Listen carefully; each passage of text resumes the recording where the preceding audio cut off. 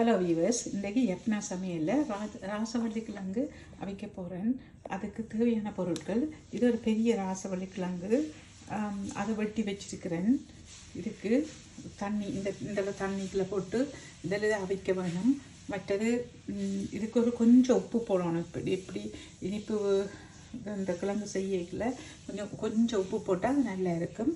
மற்றதுக்கு தேவையான பொருட்கள் சீனி, சிறிதளவு உப்பு, மற்றது தேங்காய்ப்பால். அது முதல்ல இந்த தண்ணிக்குள்ள இதை போட்டு அவிக்க வேணும். இது நல்லா வெட்டி கழுவி வச்சிருக்கிறேன்.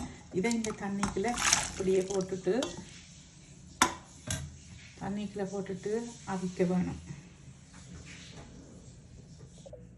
இதுக்கு சிறிதளவு கொஞ்சம் உப்பு, இப்போ இந்த அளவுக்கு உப்பு போட்டால் சரி, கணக்க போட தேவையில்லை. இந்தளவு உப்பு போட்டால் நல்லா இருக்கும் இதுக்கு. அதால் இந்தளவு உப்பு போடணும் முதல்ல அவிக்கல. பிறகு அவிஞ்ச பிறகு தான் சீனியெல்லாம் போட வேணும். இப்போ இது அவிய போது அவிஞ்ச பிறகு கரெக்டாக நாங்கள் விவசாயத்தை நல்லா அவிஞ்சிட்டு வருது.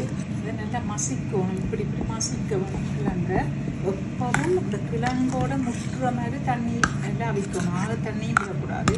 கிழங்க மூடுற மாதிரி அந்த அளவு தண்ணியே காணும். அதில் வச்சு நல்லா இப்படி மசிக்க வேணும். நல்ல தூள் இதாக மசியணும். மசிச்சு போட்டு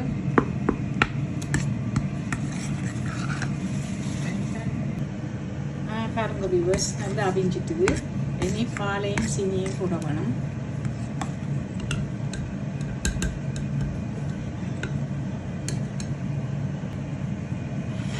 பாலை விடுவோம்.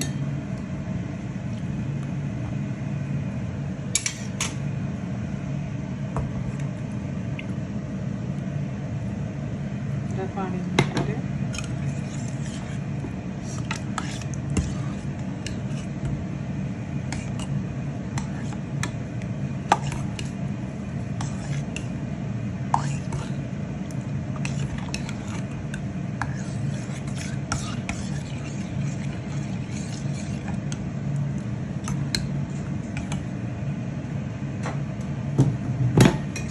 சீனியும் இப்போ போடலாம். தங்கட இனிப்புக்கு ஏற்ற மாதிரி போடலாம் சீனியை. நான் கொஞ்சம் கணக்கத்தான் போடுவேன்.